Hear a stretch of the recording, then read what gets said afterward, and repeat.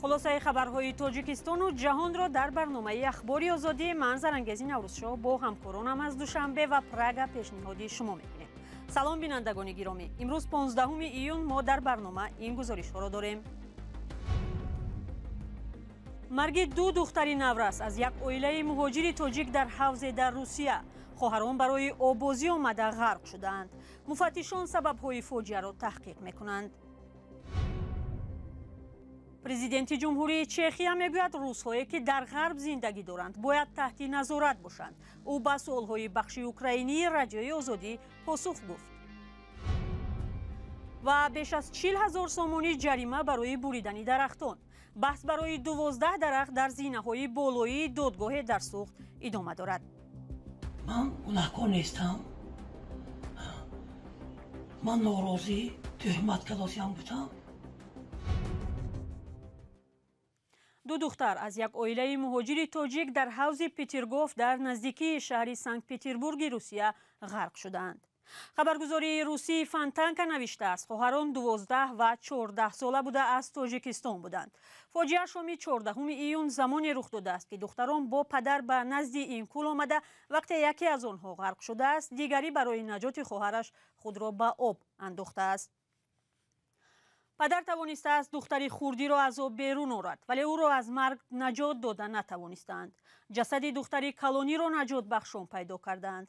در این رابطه پرونده جنایتی باز شده حادثه را چون مرگ از بی احتیاطی تحقیق میکنند. برنامه را با گزارش از سوخت ادامه میدهیم. یک ساکن ناحیه باباجان غفورف را برای بریدن چندین درخت خودرو بیش از 40,000 سومون جریمه کردند. کشاورز ادعا دارد که حکم ناعادلانه است چون او گناهی ندارد.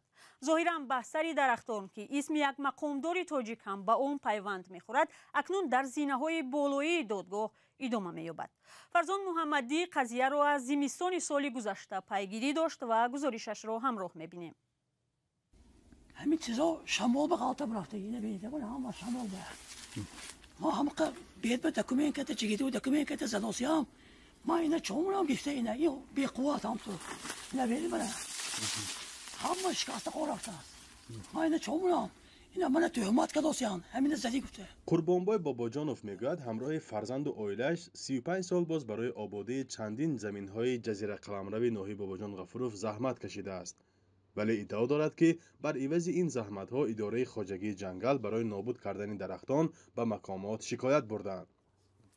پرونده اول نسبت پسر خانواده رستمجان باباجانوف با عیب بریدن 12 درخت قراقاچ آغاز شده و بعد تصدیق نیافتنش با همین اتهام قربانبای باباجانوف به جوابگری کشیده شده است. من گناهکار نیستم. من ناراضی تهمتکاران بودم. خواجگی جنگل یعنی با سن فلشکه آدم که دکزت کردم که آدمای بیگانه بردگی عراقی تصدیق شد به دادم من سفید کشاورز بودم اما قراری سودی برادم. طبق حکم امید حامدزاده دادرس ناحیه باباجان غفورف قربانبای باباجانوف موظف کرد که 40,275 سومونی باید جریمه سپارد. دادرس از آغاز مرافعه در ماه ینور سال 2023 تا آخر اجازت نداد که خبرنگار رادیو آزادی اشتراک کند و نظر دیگر جانب‌ها را شنود. مهینه دلیرزاده کاتب مجلس دادگاهی هم روز 12 ایون نگذاشت که حکم دادرس را روزنامه‌نگار نوارگیری نماید. ولی انور باباخانوف وکیل مدافع عائله باباجانوف میگوید عیبنامه در همه مرافعه‌ها اساس خود را نیافت. عبدالکننده دولتی یگان دلیل مشخص رد نشونده یا خود به تخمین‌ها اساس نیافته اوید به حالتی که گویا حمایت‌شونده من باباجانوف قربانبای حامیجان جنایتی در ماده 234 قسم 1 کدکس جنایتی جمهوری اسلامی پیش‌بینی را صادر کرده باشد جمع آوری نکرده است و به سود هم پیشنهاد کرده نتوانست. سباعت باباجانوف و اعضای شورای اصلاحات میلیسیا و همسر قربانبای باباجانوف میگوید او عریضه شکایتی شوهرش را به همه زینه‌های نظارتی سر از مقامات محلی قدرتی و تا وزارت کارهای داخلی و دادستانی کل برده است، ولی مقامات وجه‌های بیگناهی شوهرش را به این نوبت نگرفتند.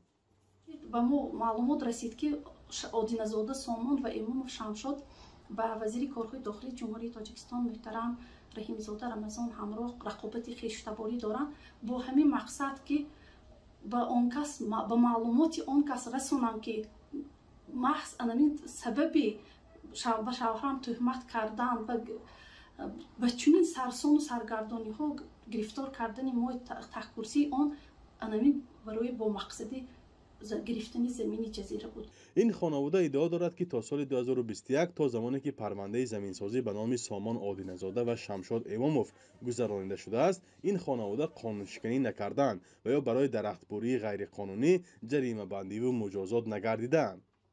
همه ساله با موافقه اداره خواجگی جنگل ولایت سوخت، عائله باباجانوف‌ها شاخه‌های درختان را می‌بریدند. موافق معیار درختبری انداز هم سپاریدند. حالا تنها امیدواری آنها از بازبینی عادلانه این حکم در زینه‌های بالایی دادگاه است. پرزیدنت جمهوری چخیا پیوتر پاول گفت باید نهادهای امنیتی شهروندان روسیه را در کشورهای غرب تحت نظارت جدی بگیرند. و این را بهای عملهای ویرانگرانه روسیه در اوکراین نامید که روس‌ها باید پرداخت کنند.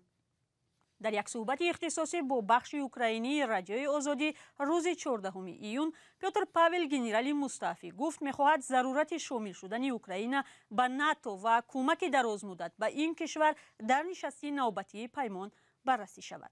همکاری اوکراینی ما از پرزیدنت جمهوری چخیا پرسید که آیا مذاکرات صلح با رژیم پوتین امکان پذیر است؟ Quite frankly, right now, صمیمانه میگویم از آن خوشحال نیستم که بعضی رهبران ممالک غربی درباره امکان ملاقات با پوتین حرف میزنند. من فعلا نمیتوانم تصور کنم با رهبران دیدار و گفتگو خواهم داشت که تقریبا هر روز دروغ میگویند، واقعیت را چپه تصویر میکنند و میتوانند به کشوری تجاوز کرده آن را به جنایت‌هایشان مسئول شمارند. اگر شما به دلیل‌های جانبی مذاکرات باور نکنید، چگونه خواهید توانست به نتیجه چنین مذاکرات اعتماد داشته باشید؟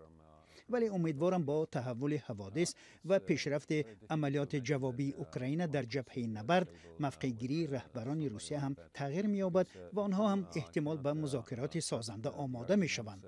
به هر حال حاضر ما به آن نقطه نرسیدیم. how can you hope for coming up to any reasonable conclusion? سوال دیگر از رئیس جمهوری چخیا این بود که مسئولیت جنگ اوکراین بر دوش کی است؟ پوتین، حکومت روسیه یا تمام جامعه؟ I heard that argument quite often that we should only take it as Putin's war. من زیاد شنیدم که این جنگ پوتین است نه جنگ روسیه، اما این دلیل درست نیست. وقتی ما در جامعه روسیه میزان پشتیبانی از پوتین را میبینیم، وقتی میبینیم که چقدر مردم زیاد از او طرفداری میکنند و حتی طلب دارند که جنگ به کشورهای دیگر توسعه یابد، ما باید آن را جنگ روسیه عنوان دهیم. Extending the war on other countries, we have to call it Russian war. از پرزیدنت همچنین نظرش درباره آینده روسیه پرسیده شد و این سوال هم بود که آیا کشورهای غرب از جمله چخیا باید با مخالفین حکومت روسیه رابطه برقرار کنند؟ وقتی ما وضع روسیه را تحقیق میکنیم میبینیم که پشتیبانهای پوتین و جنگ 75 یا 80% اهالی را تشکیل میدهند. ولی 20% دیگر چی؟ من باور دارم که نه همه روسا از تلفات جنگ، کاهش سطح زندگی، کاهش نیازمندی ها، کاهش امکان سفر به خارج موافقند. به وجه عموم چندین نسل آینده روسا با مقام کشوری بربری که حاضر با این جنگ کسب کردن همزیستی خواهند داشت. از این رو دائما در روسیه افرادی را میتوان یافت که به رابطه با ممالک غربی و تغییر در روسیه حاضرند. وقت ضرور است. ما نباید کوتاه‌بین بوده روسیه را در انزوای کامل قرار دهیم. هر وقتی که ما فردی را آماده به بررسی سرنوشت آینده روسیه در شرایط نو پیدا کردیم، ما باید از این امکان استفاده بریم.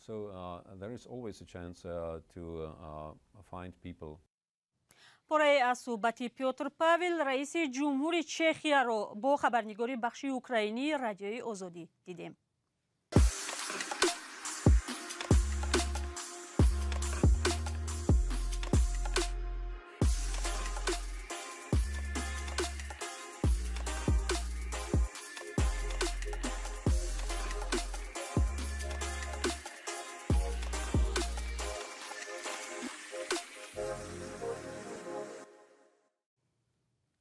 گروه از هواداران احمد ظاهر در یک محفل در دوشنبه یاد او را گرامی داشتند. هنرمند محبوب 44 سال پیش در روز 14 ایون به طور شبهه برانگیز جان باخت. با گذشت چندین ده ساله از مرگ او سروده‌های احمد ظاهر هنوز سرشنونده و ده‌ها هنرمند در افغانستان و تاجیکستان با پیروی به او سرود می‌خوانند. معنی موسیقی در افغانستان هم نتوانسته است دوستداران صدای احمد ظاهر را از شنیدن آهنگ‌های او محروم کند. گزارش مومن احمدی در این باره است.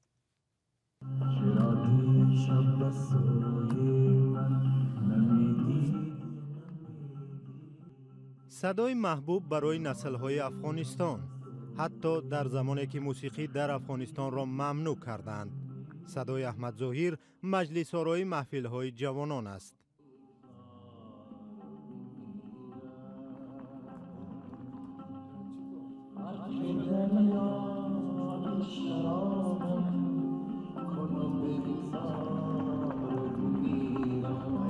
من از دوره نوجوانی که آشنا شدم امروی آهنگای ظاهر بسیار خاص برام معلوم شد و من یک علاقه خاص نشان دادم و تا امروز گاه در بعضی شب نشینی ها امروی دوستا و بعضی حالت های احساسی که پیش میشه برم حتما سراغ آهنگای ظاهر میرم. نظر به حالات فعلی شب نشینی برپا کردن یا با جمعی از دوستا یک جای نشستن بسیار مشکل است. با صد ترس و لرز که اتفاقی نفته مثلا.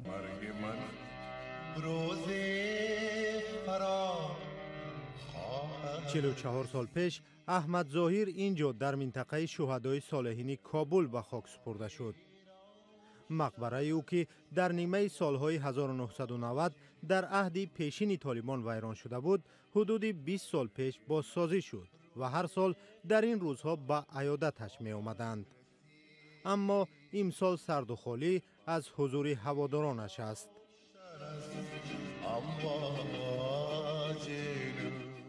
حتی رستورانی به نام کلبه احمد ظاهر که در نزدیکی خانه او بود بسته است و تمام نشانه های او را از در و دیوار رستوران برچیدند. کانون فرهنگی به نام احمد ظاهر هم در سال روز مرگ او اجازه یادبود او را نداشت. نظر به پلیسی دولت فعالیت موسیقی نداریم. فعالیت دیگه که مراقبت از آرامگاه مرحوم احمد ظاهر است، همین تجلیل سالگردایش است. دیگه این مسائلی که بدوش کانون فرهنگی احمد ظاهر میشد از سابقا حال فعلا هم فعالیت میکنه. سالگردش در آن سوی مرز در تاجیکستان هر سال با گرمی و دور از ترس و اضطراب برگزار می شود.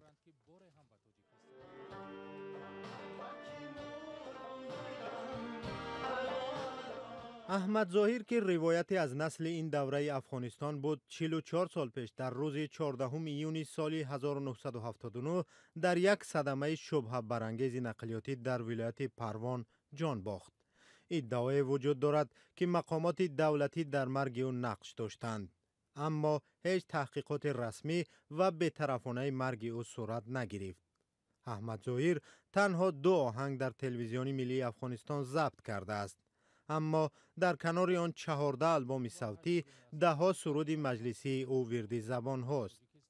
حتی در این روزهایی که شنیدن و اجرای موسیقی در افغانستان گناه شمرده می شود.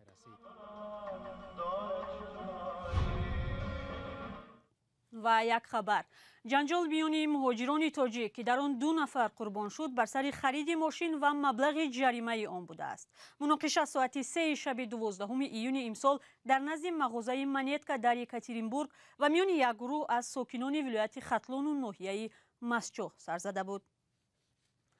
برنامه را اینجا به پایان میبریم، ولی خبر و گزارش های بیشتر را شما می توانید هر لحظه در سامانه و صفحه های دیگری رادیوی آزادی در توییتر و تلگرام، فیسبوک و اینستاگرام و ادناکلاسنیک و تیک تاک پیدا کنید. تا ملاقات در برنامه های آینده خود را احتیاط کنید و خدا نگهدار شما.